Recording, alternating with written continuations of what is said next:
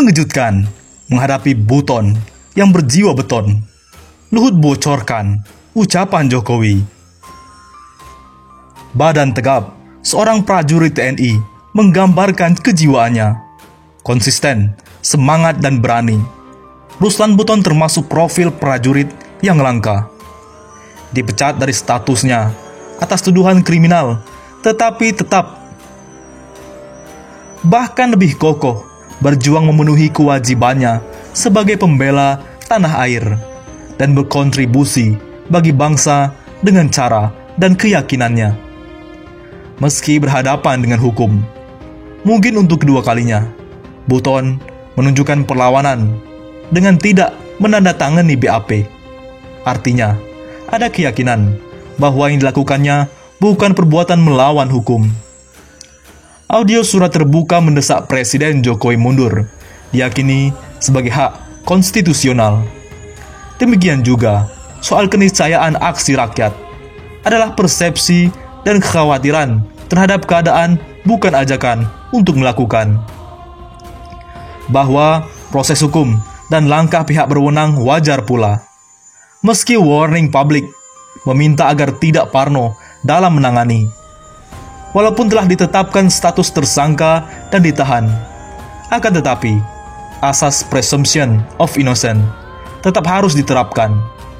Masih mungkin sangkaan tak terbukti atau bukti tidak menunjukkan perbuatan pidana. Dalam tahap penyidikan bisa saja SP3.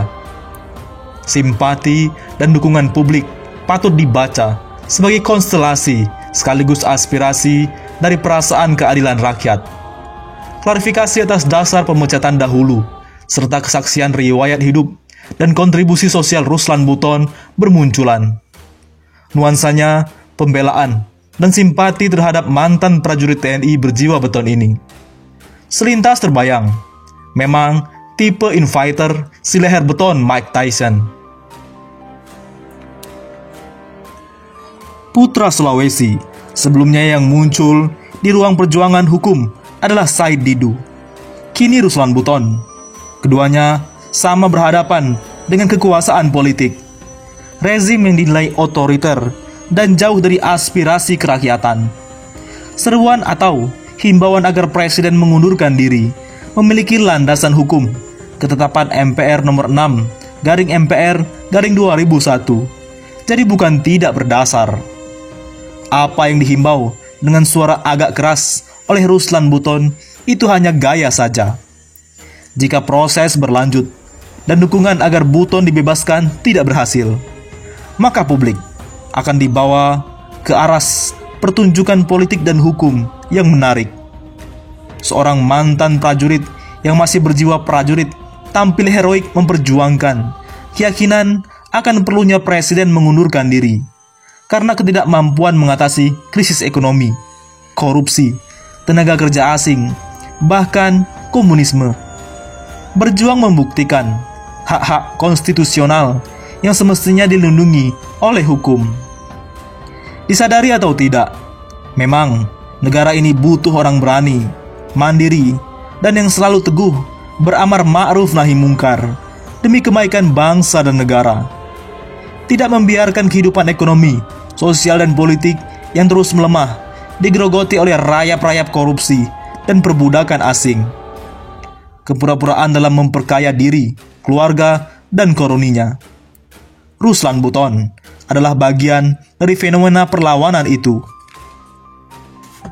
Akhirnya, Luhut bocorkan ucapan Jokowi saat putuskan RI tidak lockdown. Keputusan tidak melakukan lockdown dalam menekan penularan COVID-19 sudah dikaji secara mendalam oleh Presiden Jokowi.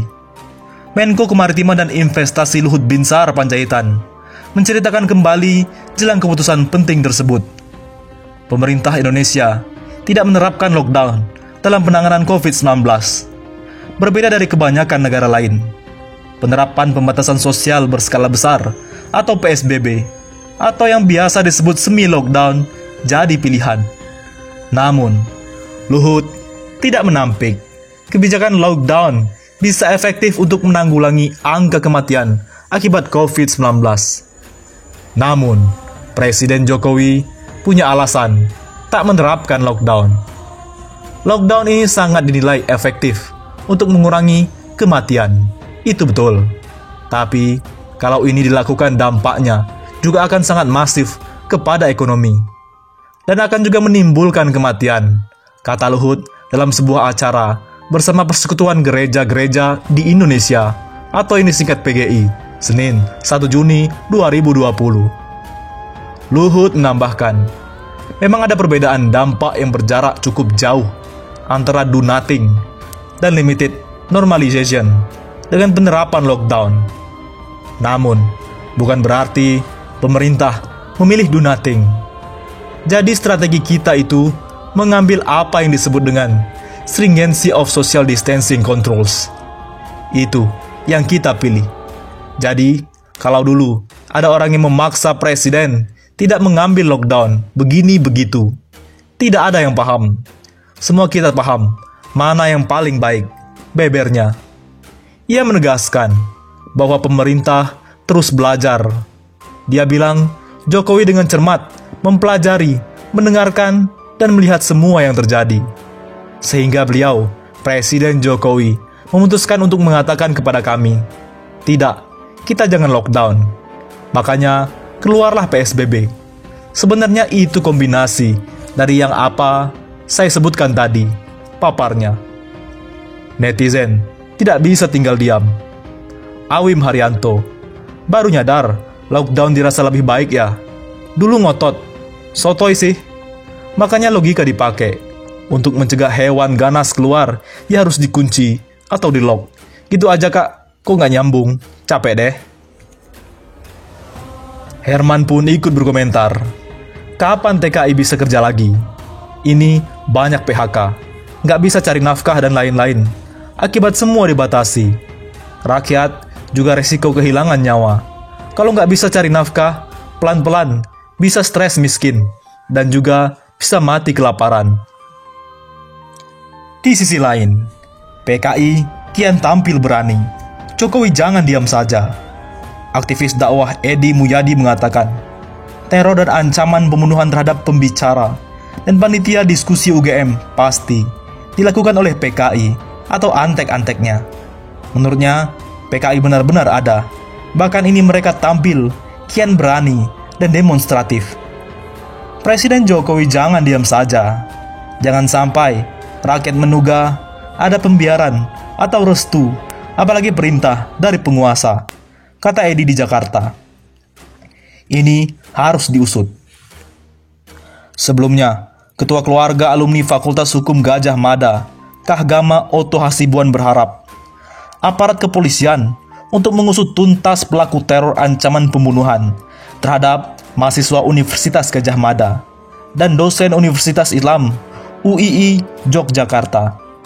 Teror merupakan bentuk tindakan kriminal, juga dapat membungkam kebebasan berpendapat dan kebebasan mimbar yang diatur dalam Undang-Undang Dasar, kata Ketua Alumni Fakultas Hukum Universitas Gajah Mada, Profesor Oto Hasibuan, dalam keterangan tertulisnya Minggu.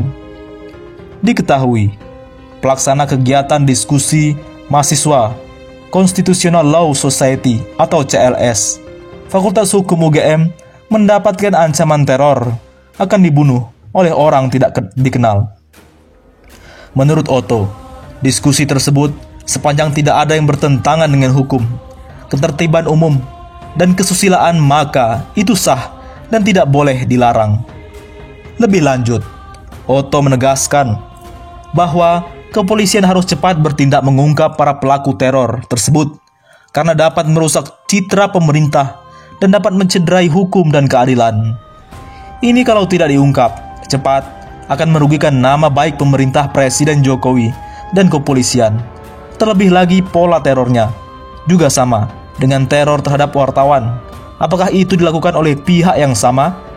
Ini perlu diusut, kata Oto. Dilenyapkan, Wakil Sekretaris Jenderal Wasekjen, Pengurus Besar PB Himpunan Mahasiswa Islam HMI Adi Rante mengatakan, penguasa negeri saat ini jangan memberikan mereka PKI nafas kebebasan, kemerdekaan dan berbuat sesuka hatinya. Bagi saya dan bagi masyarakat Indonesia, tak ada nafas bagi komunis di negeri ini atas apa yang telah mereka lakukan di masa lalu. Tandasnya, Andi meminta semua pihak untuk membasmi dan melenyapkan komunis dari tanah bumi pertiwi Indonesia. Oleh karena itu, TNI harus jadi patriot terdepan untuk mencegah dan membasmi potensi-potensi yang akan mengancam negara, termasuk kebangkitan PKI ini.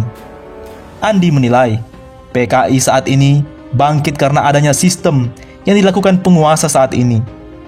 Analis politik eksposit strategik Arif Susanto mengatakan, isu kebangkitan PKI adalah topik usang karena topik PKI muncul dan tenggelam secara temporer sejak zaman Orde Baru, terutama pada masa-masa setiap jelang peringatan Hari Kesaksian Pancasila bulan Oktober, atau masa ketika persaingan politik memanas jelang pemilu.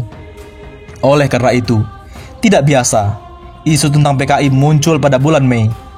Ada konsistensi bahwa isu PKI ini tetap dibawa oleh kalangan konservatif keagamaan dan loyalis Orde Baru, ujar Arif Susanto. Bagaimana menurut pendapat Anda?